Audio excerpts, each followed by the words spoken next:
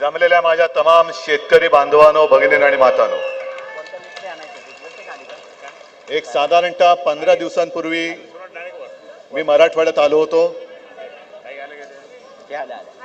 एक 5 जिल्ह्यांमध्ये शेतकऱ्यांना भेटलो होतो आणि तेव्हाच मी जाहीर केलं होतं की जोपर्यंत हे सरकार कर्जमुक्ती करत नाही तोपर्यंत या सरकारला आम्ही काय सोडत नाही. गेल्या वेळेला आलो तेव्हा पाऊस होता, या वेळेला आलो तेव्हा कडक ऊन आहे. आम्ही तर बाबा शहरी बाबू, लोक विचारतात की हे काय जाणार तिकडे, पण 2 गोष्टी आपण करून दाखवल्या. एक तर म्हणजे आपल्या परंपरेप्रमाणे जो दसरा मेळावा शिवाजी पार्कवर होतो, तो दसरा मेळावा तुमच्या सगळ्यांच्या आशीर्वादाने पाऊस पडत असताना चिखलात तलावात म्हणजे तळत झालं होतं, त्या भर पावसात घेतला आणि आज तर कडक ऊन आहे. मेळाव्याच्या वेळेला सुद्धा विचारलं होतं लोकांनी की लोक चिखलात कशी बसणार. म्हटलं अरे आपला शेतकरी चिखलात ऊन वारा पाऊस काही असो आपलं सर्वस्व पणाला लावून आपल्यासाठी अन्नधान्य पिकवतो.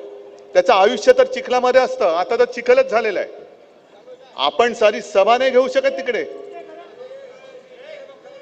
या दोन्ही गोष्टीचा अर्थ असा की बोलणारे काही बोलू देत,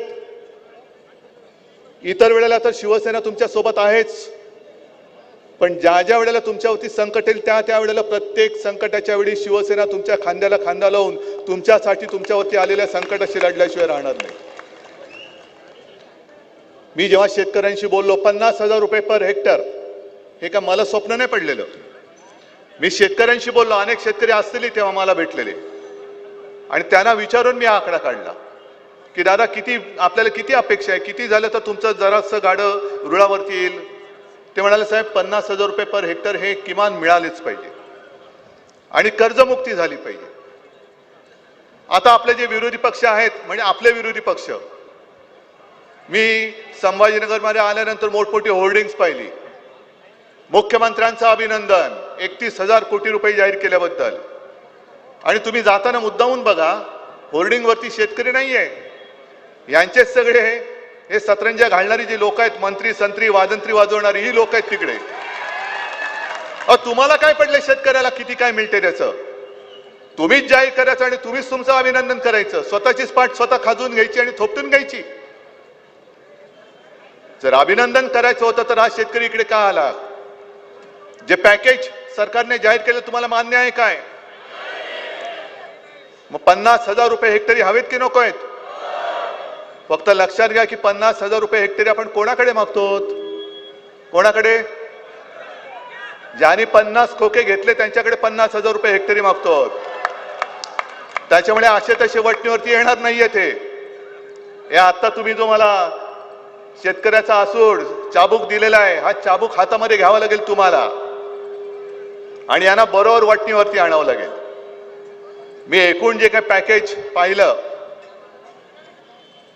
अनेकांना असं वाटतं, सगळ्यांना असं वाटलं अरे 31,000 कोटी इतिहासातली सगळ्यात मोठं पॅकेज. नाही, इतिहासातली सगळ्यात मोठी थाप मारलेली आहे सरकारने. आजपर्यंत एवढी मोठी थाप कोणत्याही सरकारने मारली नव्हती. ती इतिहासातली पहिली मोठी थाप या देवेंद्र फडणवीसांच्या सरकारने मारलेली आहे. बरं, यांना जरा जरी कळवळा असता तरी आता काल परवाकडे आपल्या देशाचे पंतप्रधान मुंबईमध्ये येऊन गेले, महाराष्ट्रात येऊन गेले. तुम्ही पाहिलं, टीव्हीवरती बघितलं का? मी नाही बघितलं, पण मी ज्यांनी पाहिलं त्यांना विचारतोय, त्यांच्या भाषणामध्ये कुठल्याही दोन्ही भाषणात 2, 3, 5, 10 भाषणं झाली असतील, एका तरी भाषणात शेतकऱ्यांबद्दल काही उल्लेख होता का? मग ज्या पंतप्रधानांना जिथे आपण चाललोय त्यातल्या महाराष्ट्राची परिस्थिती काय माहिती नाहीये, त्यांच्याकडनं आपण काय नाही मागतोय, कशासाठी मागायचा? म्हणजे जे 1 फूल आणि 2 हाफ बसलेले आहेत, कोण? 1 फूल आणि 2 हाफ. म्हणजे मला वाटतं कैलास ओम आणि सगळ्या आमदारांसोबत सगळ्या तमाम शिवसैनिकांचं खास कौतुक करायचंय. कारण जेव्हा पूर आला होता, त्या पुरामध्ये स्वतःच्या जीवाची पर्वा न करता शेतकऱ्याला वाचवणारे माझे म्हणजे बाळासाहेबांचे शिवसैनिक आहेत सगळे, त्यांचा मला अभिमान आहे. आणि कैलास, तुम्ही जे बोललात, राजा उदार झाला आणि हाती काय दिला? अरे आता येता एका शेतकऱ्यांनी सांगितलं की साहेब हातात टरबूज दिलं. राजा उदार झाला आणि हातात काय दिलं? या टरबूज. ही शेतकऱ्यांची थट्टा चाललेली आहे. बरं, मी काय म्हणतो, चला जाऊ दे, शेतकऱ्याचा हा आक्रोश आपण जरा बाजूला करू. मी या सरकारने जाहीर केलेल्या पॅकेजचं समर्थन करायला तयार आहे, पण माझी एक अट आहे, बघा तुम्हाला पटते का. कारण जीवन उद्ध्वस्त झालंय, जमीन खरडून गेले, रबी पीक घेणार कसं आता तुम्ही? 50,000 रुपये आम्ही का मागतो आहोत त्याचं कारण तुम्ही जाऊन बघा, जमिनीची काय हालत झालेली आहे. पण एका अटीवरती मी समर्थन करायला तयार आहे,